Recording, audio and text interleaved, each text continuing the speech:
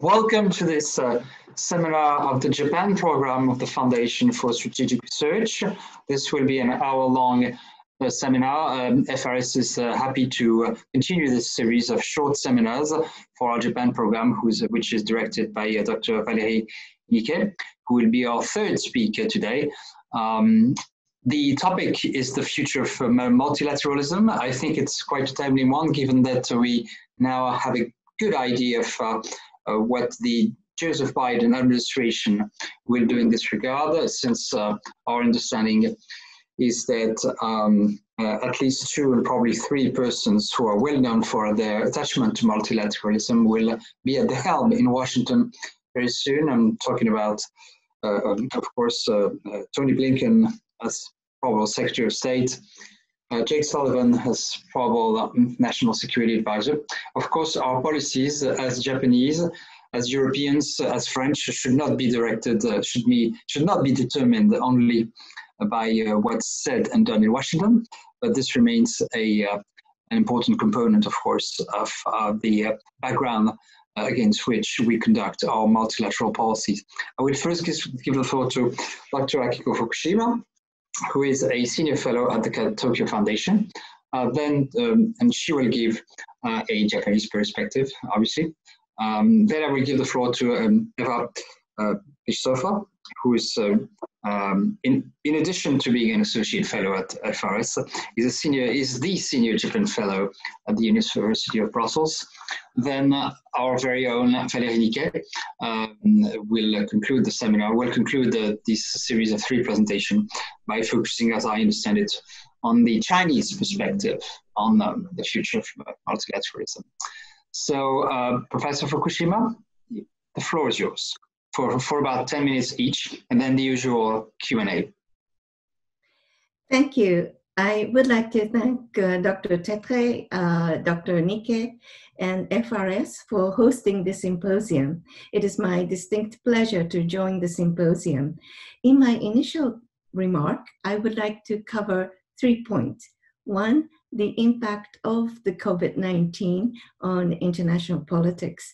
2nd, Japan and multilateralism from my perspective, using the example of the Indo-Pacific. And I would like to conclude with my thoughts on future of multilateralism. Let me first start with the impact of COVID-19. The COVID-19 has certainly changed our way of life. For instance, we are talking online today instead of on-site. This has deprived my opportunity to visit Paris and deprived your opportunities to come to Tokyo. I hasten to add, however, I'm increasingly finding utility of online discussions in recent days. The COVID-19, I wonder whether it has changed our international politics. Reflecting last century, major events took place and it has changed the world.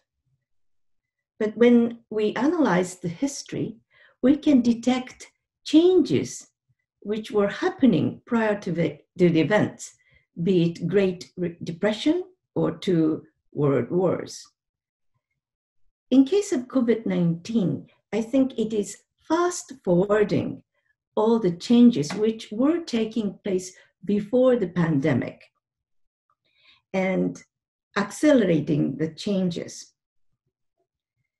Above all, I believe the COVID-19 has been a wake-up call on multilateralism, although countries were more inward looking at the initial stage of the outbreak, competing rather than cooperating. Isn't it ironical that the novel coronavirus is traveling freely around the globe while we are restrained? No nation can get out of the pandemic alone. The only option is to cooperate to shape a globally and regionally coordinated response. It is not time to be divided, but united. And this is widely recognized. For example, as a Pew Research Center reported its poll result in summer this year, it said 59% polled believe greater global cooperation could have reduced the human toll for the COVID-19.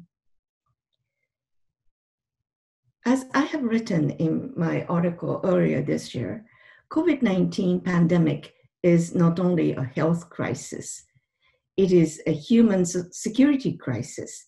The pandemic has deprived our freedom from fear, freedom from want, and freedom to live with dignity around the globe, be it developed or developing countries. Prime Minister Suga, in his speech to the UN General Assembly in September this year, he said that the COVID-19 is a human security crisis and that Japan stands ready to cooperate globally. The death toll of the pandemic can exceed that of traditional wars, as was reported by National Geographic in May this year. Moreover, we have learned that we also suffer from knock-on effects, not only on health, but also on economy, industry, politics, society, and even culture. The pandemic demands human security approach, which ought to be comprehensive, across the board, and transnational, focusing both on protection and empowerment approach for resilience. Turning to my second point, Japan and multilateralism. This is my personal academic view. Europe is known for your leadership, your norm-setting capability, and your practice of effective multilateralism. France and Germany, for example, have taken initiative on alliance for multilateralism. Although EU's solidarity seemed to suffer from the pandemic in early April, the solidarity is clearly back as exemplified in the recovery package agreed in July. For European Union, I would like to leave the discussion to Eva and Vareli. Meanwhile, I'm afraid multilateralism suffered during 4 years of the US Trump presidency, as was pointed out by Bruno. But it seems it will return to its decency and to multilateralism, which is a good news. How has and will Japan play multilateralism? Japan has engaged in both bilateralism and multilateralism. It has been engaged in minilateralism, that is trilateral cooperation or quadrilateral cooperation as well. Although Japan did not take conspicuous lead in Asian multilateral cooperation, it has taken numerous initiatives and supported Asian multilateral cooperation, for example, APEC, as well as ASEAN-centered multilateral cooperation. Although it was portrayed as it was leading from behind, now Japan leads more proactively in my eyes. For example, Japan has signed EPA and SPA with the European Union. Japan has led efforts to maintain CPP after United States decided to leave TPP 4 years ago. Japan has managed, with remaining 11 members, to sign CPTPP. Moreover, Japan has made efforts to sign RCEP, which is a Regional Comprehensive Economic Partnership, a week ago. And this includes ASEAN member countries, Japan, China, South Korea, Australia, and New Zealand. RCEP members represent 30% of world GDP. More recently, Japan has made efforts on free and open Indo-Pacific. And this initiative has been echoed by the countries within the region as well as beyond. And this dates back to Prime Minister Shinzo Abe's speech at the Indian Parliament on August 22nd, 2007, on the Conference of Two Oceans, Indian Ocean and Pacific Ocean. Prime Minister Suga has succeeded this initiative and gave a speech in Vietnam in October 2020 and titled his speech as Building Together the Future of Indo-Pacific.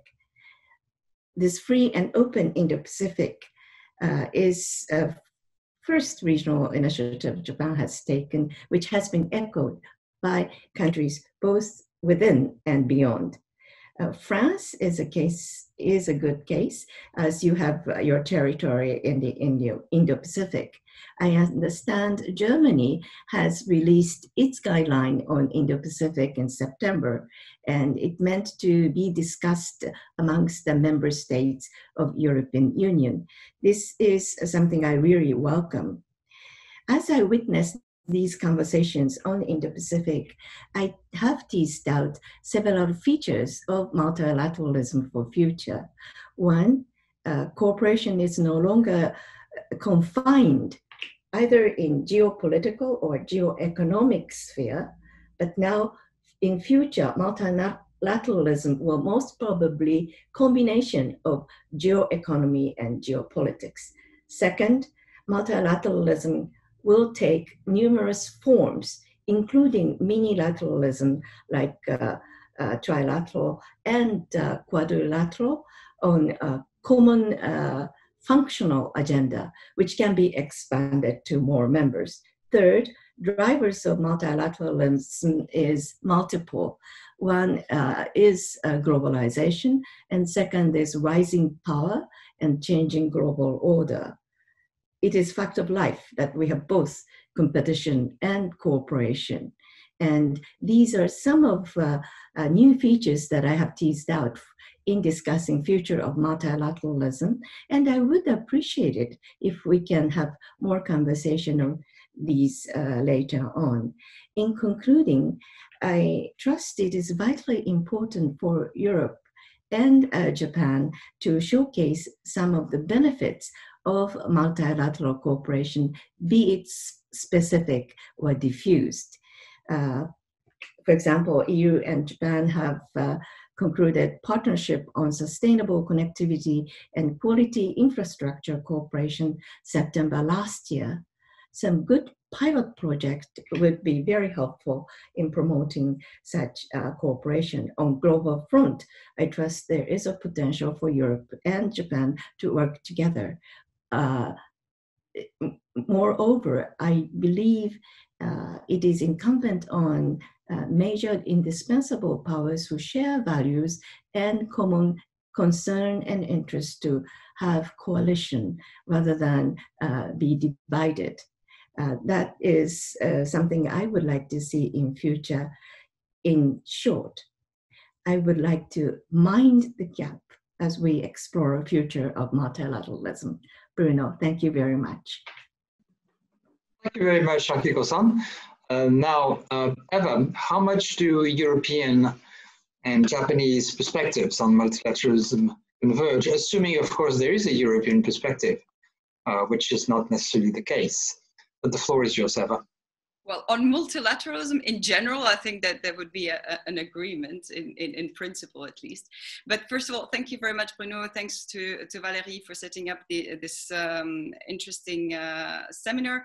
The topic is, of course, important, but also extremely broad and complicated. So I certainly do not pretend to have any magical answers or solutions to the crisis of multilateralism. But instead, I thought I would summarize a couple of structural points to steer the debate, perhaps. And I may start with a couple of truisms, if that may seem like that. Starting with the fact that from the European Union perspective, multilateralism is not just a concept. It is really a matter of existential interest.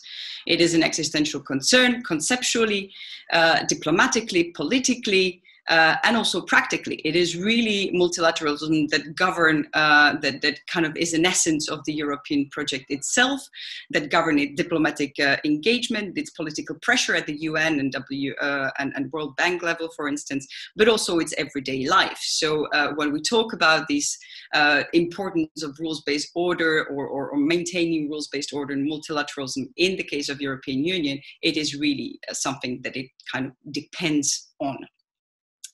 The second truism, if you will, is the fact that crisis of multilateralism is not new. It's not something that started with COVID. It's not something that started with Trump. It's a sort of a trend that we see for a while now, with the return of nationalism, with the return of power politics, with the emergence of new actors, and simply just accompanying this natural evolution towards a multipolar world where different actors have different views on the rules that should govern the international community. Which means lead to a third truism, if you want, and it's just a reminder that multilateralism is nothing more and less than just agreeing on a set of common rules and rights that would rule our community and eventually guarantee the stability of today's world. And as such, it is constantly work in progress. And there's no pre-COVID or post-COVID. There is really a constant evolution of an effort to revitalize multilateralism, to make it more efficient.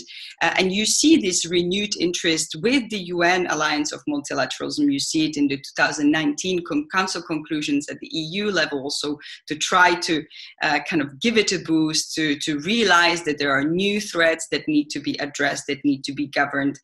To realize that there are gaps, there are inefficiencies at the UN level, at the EU level, and that really it needs to be, that we need to adapt to this changing environment. You know, in many ways, the EU is somehow, perhaps because of its kind of conceptual background, expected to take the lead in much of those global multilateral reform and looking for this new multilateralism. It is expected to lead by example, not necessarily to be a model and give lessons. We're way beyond that, but to lead by example, to be the first to implement or the decisions made at the UN level, for instance, into its own system, and to drive to take the leadership in some of those new initiatives. And frankly, when you look at the new Commission's work, at von Leyen's promise of the new geopolitical commission, you always find multilateralism at the core of this newly found ambition of the Union to be a geopolitical actor, to be a foreign policy actor. And I'm quite pleased, and I always rather optimistic or try to see the positive sides, but the effort to internally kind of increase the efficiency of the EU foreign policy with the qualified majority voting, for instance, is a very good example of it. And of course, on the outside, it does so also with working with its partners. Akiko-san mentioned the IndoPacific concept and the new EU-Japan strategic partnership. This is just part of this, effort that started since 2015, I would say 16 more strongly, to really make a point and engage more proactively in and with Asian countries. The EU-Japan partnership is a prime example of it. It is really this necessity to work with like-minded partners. The High Representative Borrell really mentioned it on many examples. It is this basis of the Sinatra Doctrine of the EU trying to do it its own way, i.e. navigating this US-China rivalry by precisely working with like-minded partners on common issues, and multilateralism is clearly at the center of it. It does so with Japan, with ASEAN, with Korea, with India, you name it. We know that the Indo-Pacific strategy, outlook, vision, whatever will eventually come out is work in progress. It should perhaps, probably see the light of the day in the next couple of weeks or maximum months. And we have no single doubt that multilateralism and the need to uphold multilateralism would be an essential part of it. Now, when we think of the future, or what could be potentially the most promising building blocks of future multilateralism, and clearly we cannot reinvent the wheel. And besides what is going on at the UN level or at the EU level, there is, I think, the need to focus on functional issues. And this is something that Akiko-san just mentioned as well. We really need to kind of break it down and do more bottom-up approach. Simply because there are issues, very concrete issues, very burning issues, that can only be addressed through multilateral efforts. I have a maritime security bias myself, but maritime security is a great example.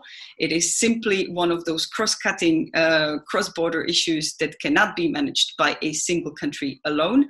And we could break it down to maritime domain awareness. We could go more to technical issues. I won't be going there, but there's of course others: environment-related ones, climate-related ones, connectivity-related ones, migration. All those transnational issues can be eventually addressed and efficiently. Well, the problem of multilateralism, of the crisis or critics of multilateralism can often rise, is that it's not efficient.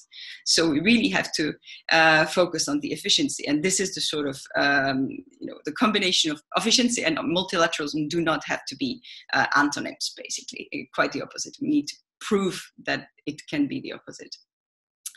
The second point would be to focus on and empower regional multilateralism. This is something that has been part of the UN alliance principles. It's really to give more power to ASEAN, EU, African Union, the kind of regional, decentralize a little bit the UN system. And the third, and Akiko-san already mentioned that as well, is really to stay as flexible as possible. So empower the various minilateral structures that are currently emerging across the Indo-Pacific space, and to not be rigidly focused on either UN or whatever, but really to be flexible, to prove the efficiency and of multilateralism, and therefore its raison d'être. Thank you very much, Eva. And now for something different, I guess, a Chinese perspective by Dr. Valérie Niquet. How does China consider the very notion of multilateralism in general, but especially today? We tend to think in Europe that China has a different version of multilateralism than the Japanese or the Europeans do. How much is that true? Valérie. Yes, China on multilateralism is quite an interesting subject, because China is extremely vocal on multilateralism. And actually, just to sum up what I would like to say, for China, this is not only for China, but for China, basically for the People's Republic of China, the discourse on multilateralism is a tool of foreign relations, foreign strategy, how to influence decision-making in its own region and outside of its own region. And this is extremely difficult because China is using extremely positive wordings and support for multilateralism, but the reality behind it is much more complex. But this complexity is not always very evident to decision makers, both in the EU, even though, as Eva mentioned, the EU position has evolved a lot regarding China in recent years, but also maybe in Japan or other places in Asia. So one example, for instance, China has been focusing recently very much on the World Health Organization, making a contrast between its own participation to multilateral organization with the US, and Donald Trump did not help, of course, the US focusing on America first, on the rejection of alliances and so on. But actually what is behind that is extremely difficult to analyze. And it's not enough to say that World Health Organization is good because it's multilateral. One has to also to look at how it functions. And some of the questions asked by the United States were not completely out of the subject, and were quite interesting actually. And there are needs of reforms, just like there is a need of reforms of the World Trade Organization too. Just citing two examples where China is extremely active to show it supports multilateralism, but where we still need to ask difficult questions that also involve the role of China inside these organizations. China has another term that it used very often is multilateralism is a way to further democratization of international relations, and present itself again as a champion of multilateralism and that democratization of international relations, both at the diplomatic and the economic level. China is also projecting itself as expressing the views of the we don't say third world or developing world now, and trying to be a champion of these new world as opposed to the Western world or Western values. And China also is contesting the concept of universality of the values like democracy, transparency, in the name of democratization of international relations, putting more stress on the importance of developing countries. However, the People's Republic of China has a very specific, as I said initially, vision of multilateralism, on that Chinese, with Chinese characteristics, multilateralism is actually very unilateral when you look at its own region. As I said, China is focusing on the democratization of international relations. We see emergence of multiple poles in the world that have to be taken into account and go away from what they qualify as a unipolar system where the US are at the top. But when you look at what is going on in Asia, behind the discourse, you have a China that is very much focused on re-establishing what they call the natural leadership of China in Asia. So China is in favor of a multilateral global organization of the world, but in Asia, they would like to be Asia united around a naturally leading China that would represent per se as an heritage of times past and a long-term vision of what China saw itself as being the leading power in the region. So China would be the unique pole in Asia to play a role in that global multilateralism involving many poles. So this is one of the major problems we have. Another thing is, so to regain that natural leadership in Asia as a major focus of China foreign objectives in its own region beyond the discourse on multilateralism. The objective is also, of course, to downgrade the role and influence of the United States in the region, and by denouncing and criticizing what China calls Cold War type alliances relationship, and to try to build, and it's very interesting because recently Fukushima-san just mentioned the new agreement, RCEP agreement on economic agreement. Immediately after that, China made a discourse, some speeches, asking for the building of a security agreement without the US in Asia. So this is also why multilateralism, the discourse on multilateralism, is a tool for China to try to exclude, especially in that context of political transition in the US, to try to exclude the US that are, want it or not, still the main stabilizer or strategic stabilizer in the region. So we see what is behind China multilateral, the support, Chinese support for multilateralism. And on the other side, we also have what the Chinese called at the beginning of 2013 a new type of great power relationship.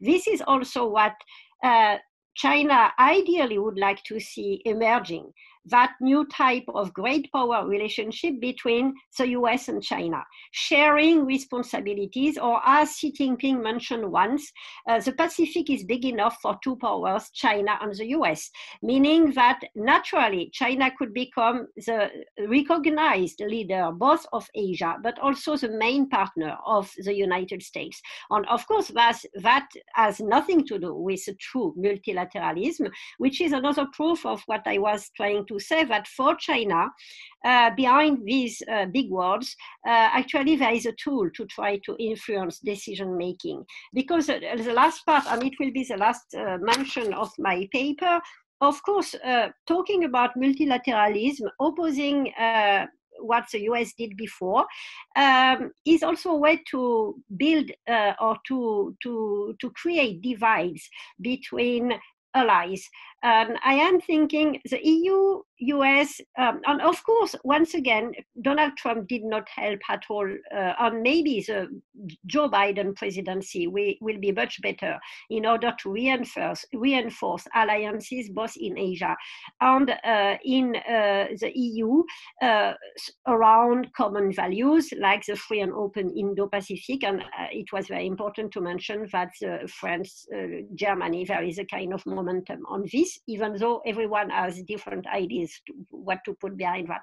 So I think we have to pay attention, just to conclude, to the fact that talk of multilateralism by China is extremely important to analyze beyond the mere facade of being very much engaged in multilateral format. I'm thinking also of the Paris Agreement on climate change. China will be very active on this, but behind all these positive things, actually the situation is much more complex to analyze in that Chinese vision of multilateralism. Thank you. Thank you very much, Valérie. And now we will open the debate and Q&A. I have a question for you all, but before that, we will address a first question which is raised by one of the participants, and I'm reading it to you. Do all powers have an interest in reforming multilateralism and having a more effective multilateralism, or not? And which ones do not have such interest? So I also remind the participants and audience that you should feel free to ask a question in the Q&A window. So on this specific question, a few words by each of you. You don't have to be long, but a few words maybe. Who has an interest in reforming multilateralism and who does not? Akihiro-san?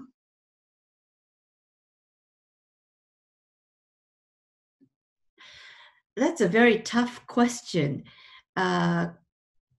Existing international institutions, in my view, needs some updating. But can we reform all the international institutions? Perhaps not.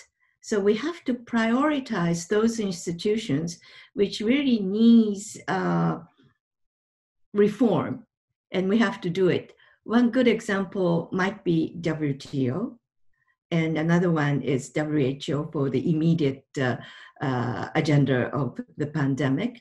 And there are other institutions that we have. So what we should do is, sorry for my expression, but perform triage of international institutions and reform those which are absolutely necessary for our peace, stability, and prosperity?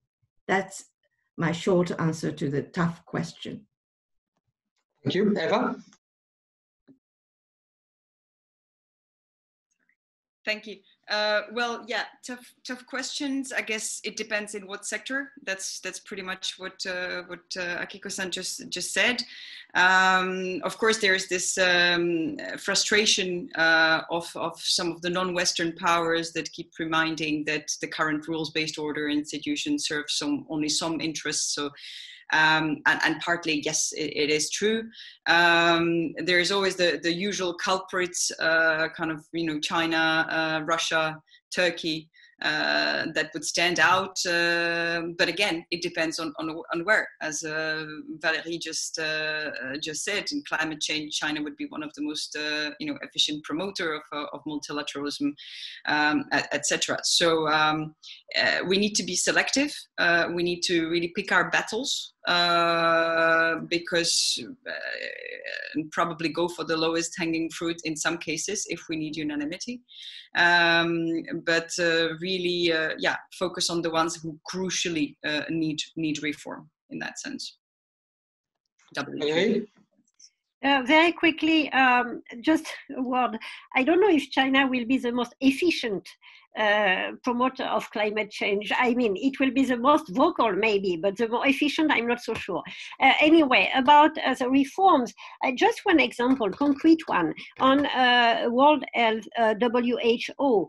There were a lot of talk of reforms on how to deal with inspections, for instance, and how to conduct inspections and on the cause of the COVID-19 virus in China.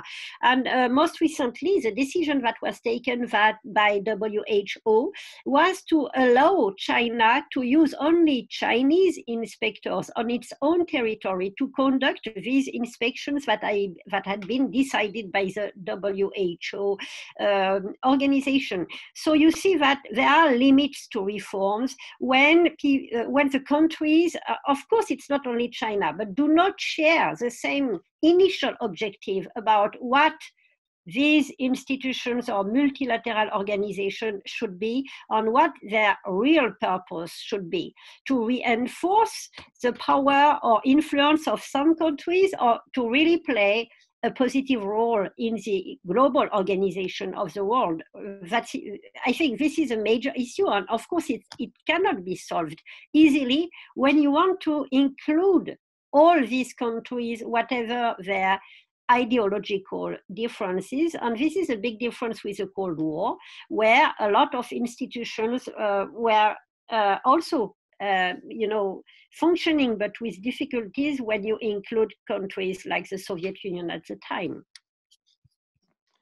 Thank you very much, Valérie. I was tempted to add that before reforming multilateral institutions, maybe the priority should be for all member countries to respect and uphold the rules of such institutions, because we all know that some of the countries that we mentioned do not always play by the rules of the agreements they have signed. I have two other questions, and I will now put them together. Sorry, the second question is about interpretation in French, and I'm afraid that it is something we cannot provide. This seminar was organized and advertised in English. Two questions regarding Japan. Does the RCEP risk antagonizing or undermining the free and open Indo-Pacific strategy? And what is the state of the US-Japan alliance in the midst of the US political transition? I think that these are two different questions. Maybe we should address the first one. Does the RCEP risk antagonizing or undermining the free and open Indo-Pacific strategy? Then there is a specific question to Valérie. Valérie, do you consider that there can be a functioning, effective Chinese multilateralist format? And I understand that Valérie would like to answer this question by writing. So maybe I will put the very important and interesting question of the impact of RCEP. So maybe each of you will have a word on this. Akiko-san? Thank you for the question. My short answer is no. RCEP is not going to undermine a free and open Indo-Pacific. Rather, it will enhances a free and open Indo-Pacific. RCEP has been, it is a free trade agreement in the broader region, as I said, including ASEAN member countries, as well as China, South Korea, Japan, Australia, and New Zealand. And this is something that Japan has been promoting over the years. This time around, India decided not to join because of its own reasons, but the door is open for India to join anytime soon.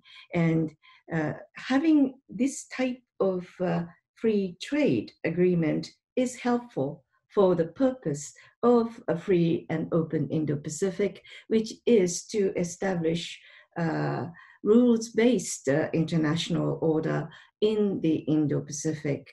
And RCEP certainly is rule-based agreement for trade. Therefore, RCEP is also an important element in the free and open Indo-Pacific. That's my take, Bruno. Thank you very much, Eva and Valerie. Would you like to address this this question? Just to complement very quickly on what just been said, absolutely, I wouldn't see it in a competing level, but really at the absorbing level. Free trade is part of the free and open Indo-Pacific, and the Indo-Pacific concept itself from the Japanese vision or others is far more encompassing. Is really not just about trade, but about essential also freedoms, connectivity, prosperity, etc. So this is it could be a building block or underlying layer of the Indo-Pacific concept. Thank you. Valerie, would you also like to address the question raised about the Chinese multilateralist format, or do I understand correctly that you would answer it in writing? No, I made a mistake in the Q&A. Yes, very quickly. China has tried to build for quite a few years now a kind what has been called parallel multilateralism, with institutions to demonstrate that and it's a way also to try to impose its own norms, once again in a context of ideological divide, but also strategic divide with what China calls the Western world, but it's not only the Western world or the US, it's also a different vision of how things, positive multilateralism should work. And so in that sense, I'm not sure China, as it is, and for the reasons I presented in my initial comments, is the best position to offer a functioning and operational and efficient for development model of multilateralism. If we look at all the multilateral engagement that China has been trying to build, and I am thinking also of the Belt and Road Initiative, even though it's a little bit different, actually it's once again always very hierarchical, and China always has the above, how could I say, position, and China is rather adverse to relations on an equal footing. And another good example is a relation that China has been trying to build with Russia, where the relations are very good when the balance of power between the two is rather unbalanced in favor of China, but not the opposite. Thank you very much, Valerie. I would like to ask the three of you, sorry, if we don't have any additional question. I would like to ask you a broader question. We are now in a difficult transition in Washington. But let's assume that the transition will go more or less smoothly, and that by late January we'll have a functioning Biden-Harris administration. What are the expectations and anticipations for each countries or set of countries, that is Japan, Europe, and China, regarding the multilateralism of the Biden administration? This is a very broad question, this is, and deliberately so. We have about less than 15 minutes left. So I suggest you take my question as a springboard to talk about your initial views of our respective anticipations and expectations for the Biden administration, especially since now we are starting to have some idea of who will be at the helm regarding the most important diplomatic positions. So if that's okay with you, we'll continue with the same order. So Akiko-san, please. Yes, thank you. That's a great question. And I would like to know the answer. Perhaps Bruno can share your view later on.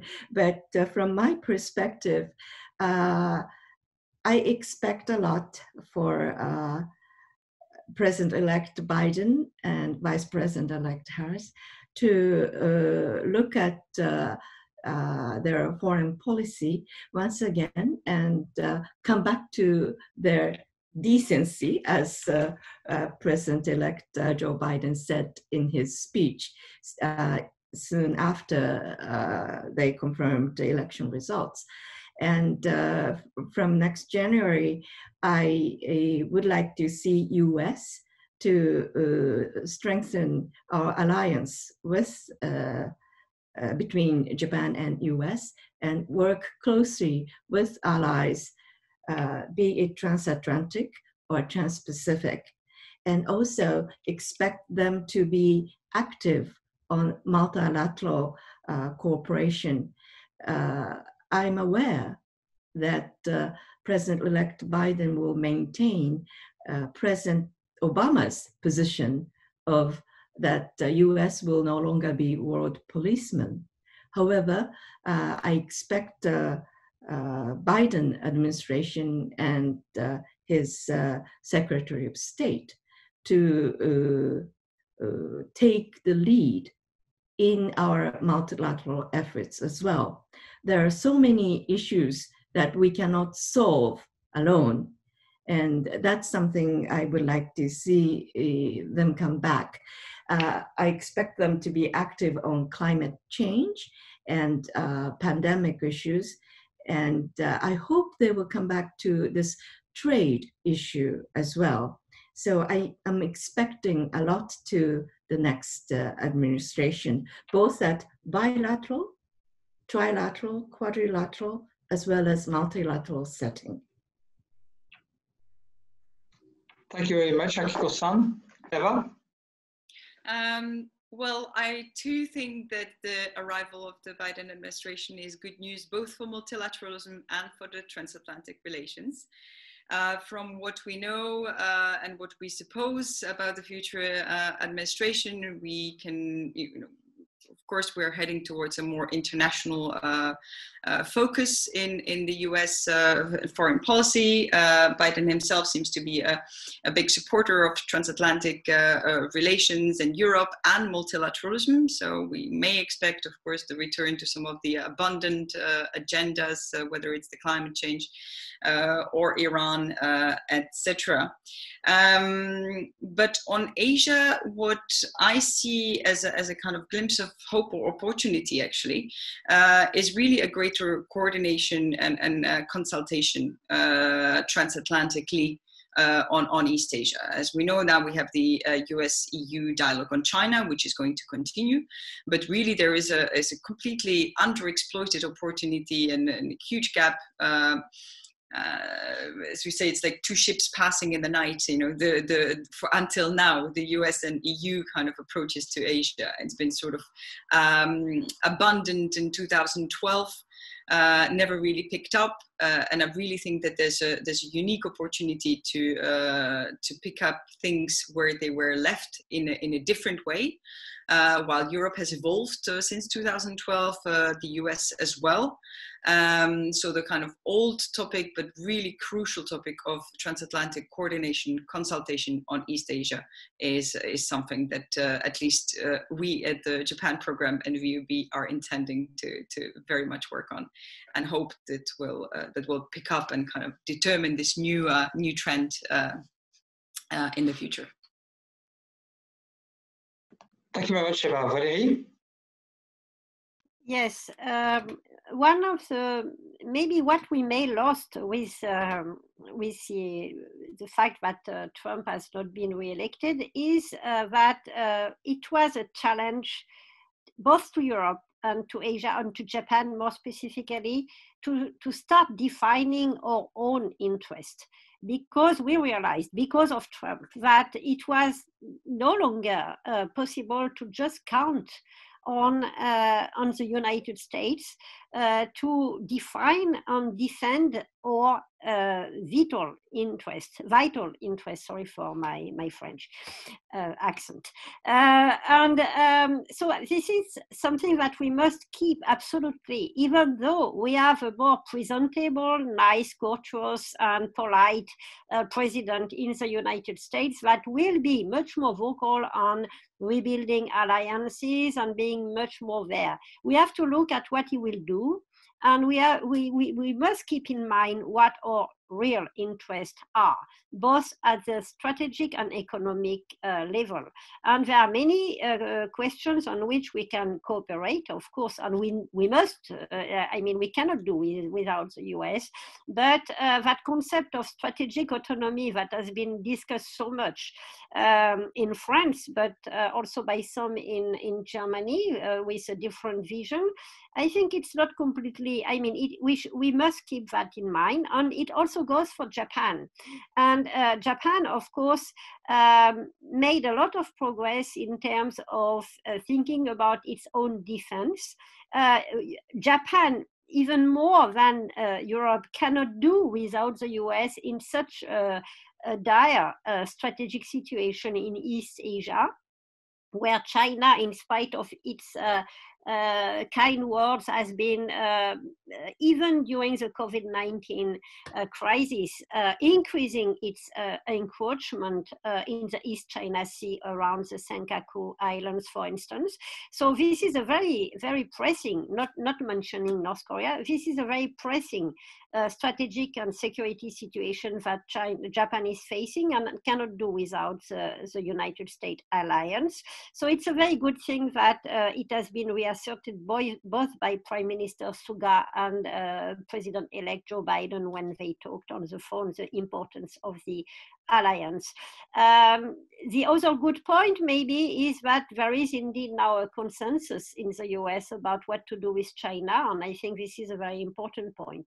We will have to look at what will be the consequences of, I think there will be a Chinese charm offensive, and it may be effective on some circles, economic circles particularly, who are very much eager to renew a more normal relationship with China, maybe at the cost of vigilance concerning China's ambition that were mentioned, and own vision of multilateralism that I mentioned in my presentation.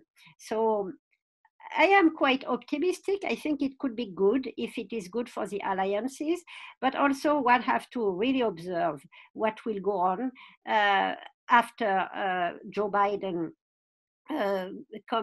takes his charge in January. Thank you, Valérie. I think we have time for one more question, and there is an interesting question regarding Africa. And specifically, we are asked, could some of the intervenants talk about multilateralism on Africa issues from Japan, China, or EU point of view? It's a difficult question, and we don't have a lot of time, but is there any of the three, does any of the three presenters has enough expertise on the multilateralism in Africa so that one of them could address the issue? I think that Japan has a lot to say about its policy in Africa, so maybe Fukushima-san could say just a few words about this. If possible, would that be okay? Sure. Japan has been working with Africa for 3 decades through a Tokyo International Conference on African Development. And we have been working very closely with African countries, each country, as well as through their regional institutions like African Union or their sub-regional institutions. And we have been hosting conferences over the years, and our bond has been deepened. And there are many examples of development cooperation as well as private business cooperation. And we are also providing capacity building of peacekeepers in Africa, because in Africa there are peacekeepers sent by African countries to some of the conflictual areas, and Japan is sending our people, including self-defense forces individuals, to train peacekeepers there, from infrastructure development as well as digital and information and medical as well. You may wonder why medical? Medical, not for pandemic. We are assisting pandemic as well, like Ebola, but also assisting local peacekeepers so that they can assist their colleagues when they were hurt. And that is very important, because there are many savable deaths of peacekeepers in Africa. So from economy to culture and development and peacekeeping, Japan is assisting Africa. And Europe is doing a lot on that, and Japan is working with European institutions and countries in those areas, and also piracy control. And if I may add, one last point, Japanese, when we say Indo-Pacific, that includes eastern part of Africa as well. So that's how shows how much we have been engaging in Africa as well. Thank you. Thank you. And indeed, the French review of the Indo-Pacific does include Africa also. Professor Fukushima, thank you very much. It's getting late in Japan, so maybe we should not hold you too much. And unless, Valérie, you have some final remarks to make, I think we will soon conclude this seminar. Valérie, do you have any final thoughts that you would like to convey? Just to thank you again, our participants, for being in that webinar, and I'm looking forward to work in cooperation with Eva, as you know, this Japan program is extremely important both in France and individual member states, but also at the EU level. So I'm sure we can do a lot together on this.